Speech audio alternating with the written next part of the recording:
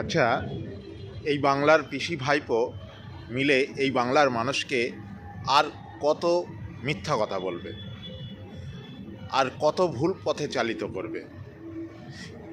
পিসি ভাইপো যে অনবরত মিথ্যা কথা বলেন তার প্রমাণ আমরা এর আগে বহুবার পেয়েছি। সেগুলো এখন আর নতুন করে উল্লেখ করতে চাইছি না, কিন্তু এসআইআর চলছে, আপনারা জানেন, প্রায় 2 মাস হতে চলছে। এসআইআর অর্থাৎ স্পেশাল ইন্টেন্সিভ রিভিশন, যার প্রাথমিক পর্যায়ে খসড়া তালিকা বেরোনো পর্যন্ত 58,20,000 মতো ভোটার লিস্ট থেকে নাম বাদ গিয়েছিল। হয় তারা মৃত, নতবা অনুপস্থিত অর্থাৎ নিখোঁজ, অথবা একই জনের একাধিক কেন্দ্রে বা একাধিক বুথে নাম থাকার জন্য।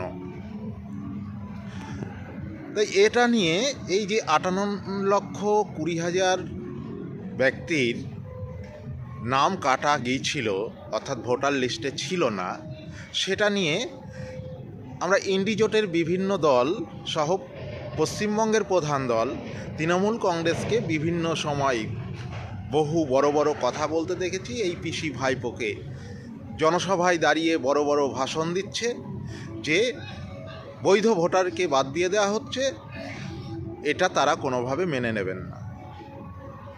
কিন্তু গত 17 তারিখ থেকে 17ই ডিসেম্বর 2025 থেকে এই এসআইআর অর্থাৎ স্পেশাল ইন্টেন্সিভ রিভিশনের শুনানি শুরু হয়েছে।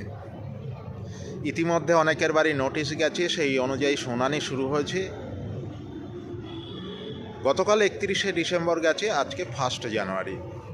তা গতকাল পর্যন্ত এই 14 দিনের মধ্যে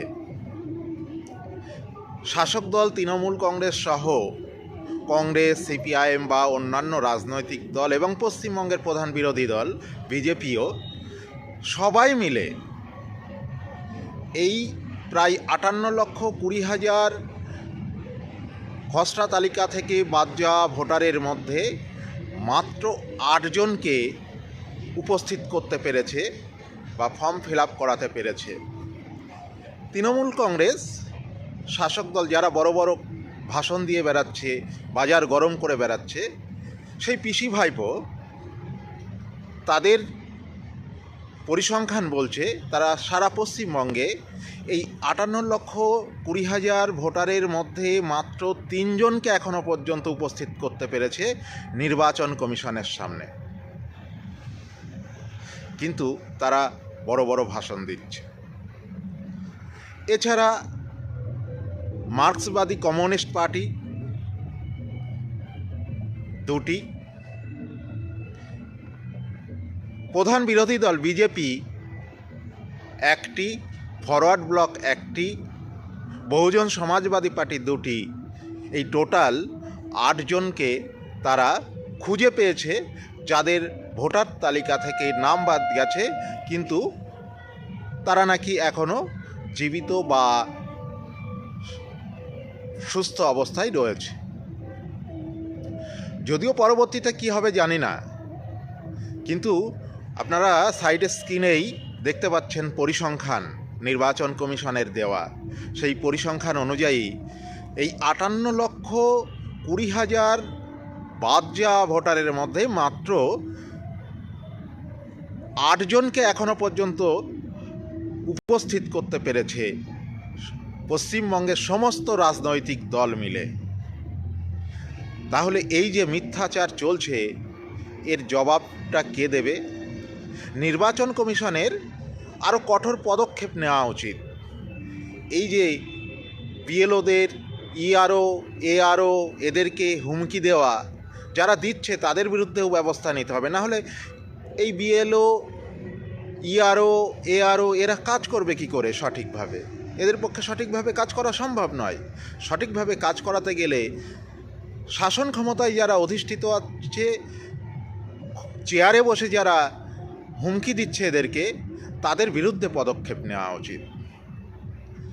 সুতরাং আর কতজনকে তারা এই শেষের মধ্যে উপস্থিত করতে পারবে জানি না, কিন্তু 31শে ডিসেম্বর পর্যন্ত সমস্ত রাজনৈতিক দল মিলে মাত্র 8 জনকে উপস্থিত করতে পেরেছে।